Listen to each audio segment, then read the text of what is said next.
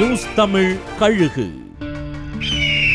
அரசு சிறந்த ஆசிரியர்களை தேர்வு செய்யறதுல பாகுபாடு காட்டுறதா சோசியல் மீடியால ஒரு போரே நடக்குது.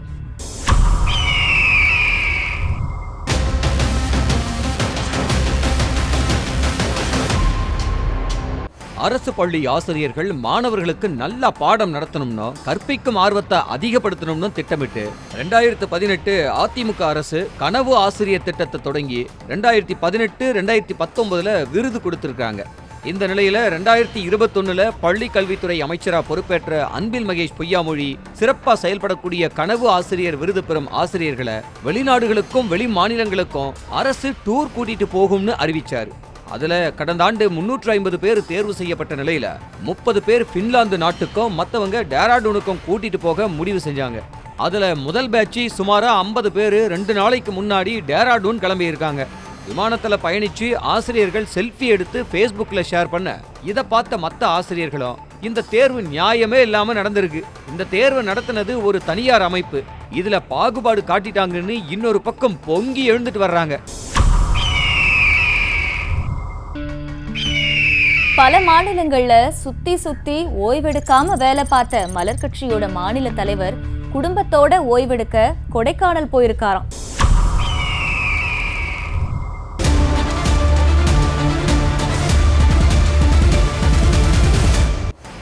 பாஜக மாநில தலைவர் அண்ணாமலை தமிழ்நாடு தேர்தல் முடிந்த கையோட கேரளாவுக்கு போனாரு.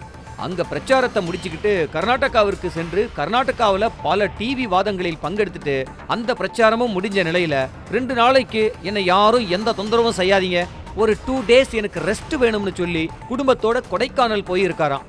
அங்க ஃபுல் ரெஸ்ட் எடுத்துட்டு அடுத்து குஜராத்ல பிரச்சாரத்தை முன்னெடுக்க போறதா தகவல்.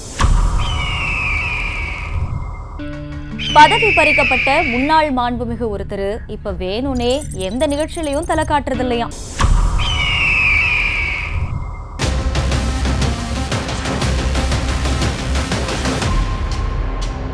அமைச்சரா ஆவடி நாசர் இருந்தப்ப நிழல் அமைச்சரா அவரோட மகன் ஆஷிம் தான் இருந்தாருன்னு சொல்லப்பட்டுச்சு. ஆசிம் ராஜா கண்ணசைவு இல்லாம ஒரு வேலையை நடக்காதுன்னு கண்ட்ரோல்ல வச்சிருந்தாரு. இதனால கடுப்பான சீனியர்கள் தலைமைக்கு தகவல் அனுப்ப முதல்ல ஆஷிம் ராஜாவோட நகர செயலாளர் பதவியும் நாசரின் அமைச்சர் பதவியும் பறிக்கப்பட்டுச்சு. 2 பேரும் கட்சி சொல்ற வேலையை தாண்டி எந்த வேலையும் செய்யறதில்லையா. நாசர் இப்ப நடந்த தேர்தல்ல திருவள்ளூர் திமுக கூட்டணி வேட்பாளர் சசிகாந்த் செந்தில ஆதரிச்சு தீவிர பிரச்சாரங்களை முன்னெடுத்திருக்கிறாரு. தனக்கு எதிராக யார் யாரெல்லாம் செயல்பட்டாங்கன்னு லிஸ்ட் ரெடி பண்ணி அவங்க கிட்ட இருந்து ஒதுங்கிட்டாரா ஆவடி நாசர். கட்சி சேனல் தவிர வேற எதுலையும் முகம் காட்டுறது இல்லையா. என் முகம் டிவில தெரியலனாலும் பரவாயில்ல, உங்களால எனக்கு எந்த பிரச்சனையும் வரக்கூடாது அப்படின்னு கையெடுத்து கும்பிட்டு சொல்லி அனுப்பி வச்சிடுறாராம். ரைமிங்ல ஸ்கோர் பண்ற அண்ணன் டைமிங்ல கோட்டை விட்டுருக்காரு.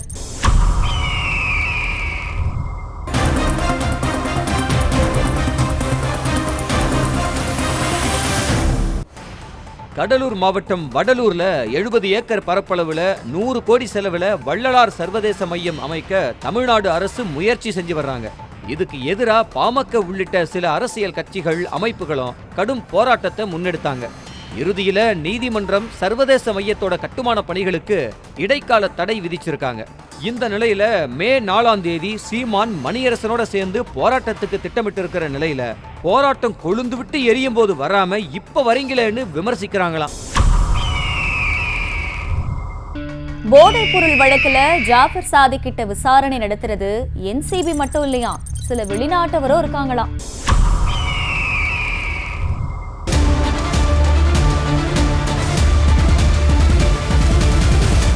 போதைப் பொருட்களை வெளிநாட்டுக்கு விற்பனை செய்த வழக்குல திகார் சிறையில இருக்கிற ஜாஃபர் சாதிக் கிட்ட தேசிய போதைப் பொருள் தடுப்பு பிரிவு அதிகாரிகள் விசாரணை நடத்திட்டு வர்றாங்க. அவங்களோட சில வெளிநாட்டு அதிகாரிகள் இருக்கிறதும் தெரிய வந்திருக்கு. அவங்க யாருன்னு விசாரிச்சதுல அவங்க தான் ஆஸ்திரேலியாவில் ஜாஃபர் சாதிக்கு போதைப் பொருட்களை விற்பனை செய்யறது பத்தி இந்தியாவுக்கு தகவல் கொடுத்தவங்களாம். அவங்க இப்ப விசாரணைக்கு வந்திருக்கிறது அவங்க ஊர்ல உள்ள நெட்வொர்க்கை பிடிக்கவாம். நேரடியா விசாரணைக்கு அவங்க அனுமதி கேட்ட நிலையில அது முடியாதுன்னு நீங்க எங்க அதிகாரிகளோட சேர்ந்து விசாரணையை தொடரலாம்னு சொல்லி இருக்காங்க. இந்த விசாரணையில கிடைக்கிற தகவல்கள் மூலமா சர்வதேச போதை கும்பலை பிடிக்கிற விஷயத்துல இந்தியா ஆஸ்திரேலிய அரசுகள் இணைந்து செயல்பட ஆரம்பிச்சிருக்கான். ராமேஸ்வரம் கஃபேல குண்டு வச்ச குற்றவாளிகளை கண்டுபிடிச்சதுக்கு பின்னாடி பெரிய பிளாஷ்பேக்கே இருக்கான்.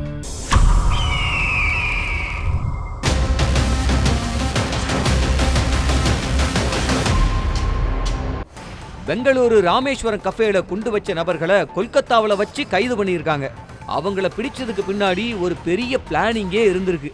பெங்களூரு குண்டுவெடிப்புக்கு முன்னாடி அவங்க தன்னோட அடையாளங்களை மறைச்சு சிம் கார்டு வாங்கி பயன்படுத்தினது NIA விசாரணையில தெரிய வந்திருக்கு. அதை ட்ராக் பண்ணா இவங்க கான்பூருக்கும் கொல்கத்தாவுக்கும் பேசியிருக்காங்க.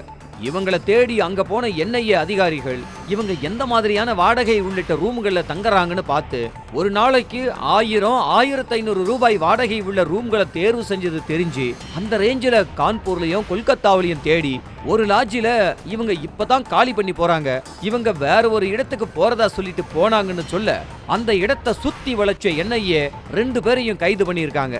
தமிழ்நாட்டில் கிடைச்ச விவரங்களை ட்ராக் பண்ணி கொல்கத்தாவில் இவங்களை பிடிச்சிருக்கு NIA.